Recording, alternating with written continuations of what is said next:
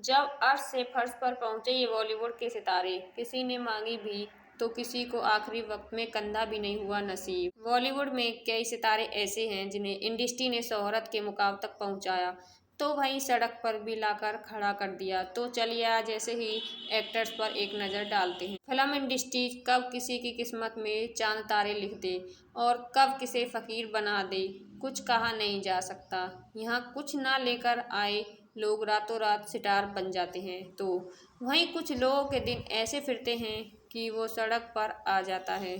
कुछ ऐसे ही बॉलीवुड स्टार हैं जिन्हें जब किस्मत ने ऊंचाइयों पर पहुंचाया तो ये शोहरत संभाल नहीं पाई। फिर वक्त का पहिया ऐसा पलटा कि जिंदगी के आखिरी सफर में ये पाई पाई को मोहताज हो गए।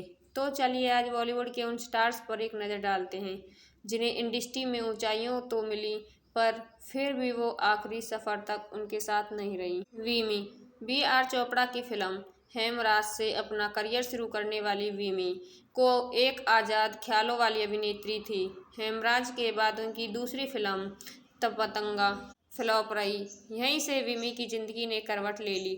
शादीशुदा वीमी ने पति पर मारपीट का आरोप लगाया, फिर जो बिजनेस किया वो भी ठप हो गया। इसके बाद वीमी शराब की लत में ऐसा चूर हुई कि सब कुछ बेचकर ही मानी। 22 अगस्त 1977 को नानावटी अस्पताल के जनरल वार्ड में उन्होंने आखिरी सांस ली। उनके आखिरी वक्त में उनके शरीर को 4 कंधे भी नहीं मिले।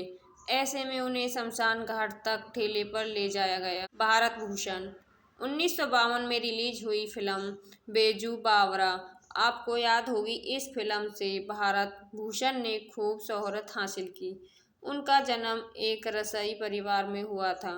मुंबई में वो कई बंगलों के मालिक थे, लेकिन वक्त की मार ने भारत आभूषण से सब कुछ छीन लिया। लगातार फ्लॉप होती फिल्मों के चलते उन्हें अपना सब कुछ बेचना पड़ा।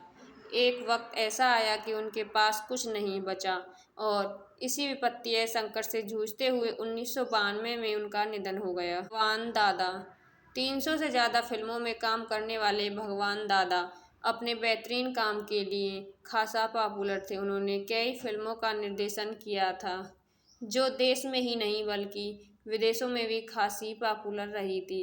उनकी ज़िंदगी में बुरा समय तब आया जब उन्होंने फिल्म हंसते रहना में अपना सब कुछ लगा दिया। वो 7 गाड़ियों और जूही में सी व्यू पॉइंट पर स्थित बंगले के मालिक थे। इस फिल्म की बदौलत ये सब कुछ बिक गया। ऐसे में कंगाली के चलते उनका आखिरी सफ़र मुंबई की एक चाल में बीता। महेश आनंद महेश हिंदी फिल्मों के मशहूर विलेन हुआ करते थे। उन्होंने विश्व, आत्म और शहंशाह जैसी सुपरहिट फिल्मों में अपनी एक्टिंग का लोहा मनवाया था। हिंदी के अलावा उन्होंने तमिल और तेलुगु फिल्मों में भी काम किया। हालांकि शोहरत ने उनके अंतिम समय में उनका साथ नहीं दिया।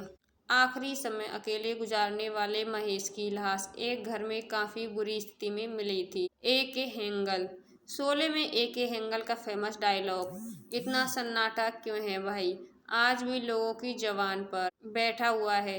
हेगल साहब ने कई बेहतरीन बॉलीवुड फिल्मों में काम किया। उन्होंने मरते दम तक फिल्मों में काम किया, लेकिन फिर भी मरते मरते दम पर वो तगहाली में थे। बीमारी उनकी जान ले रही थी और तगहाली पीछा छोड़ने को तैयार नहीं थी। जब अमिताभ बच्चन को इस बात का पता चला तो उन्होंने एक साहब के लिए 20 लाख रुपए की मदद की। हालांकि फिर भी ए.के. साहब बच नहीं सके।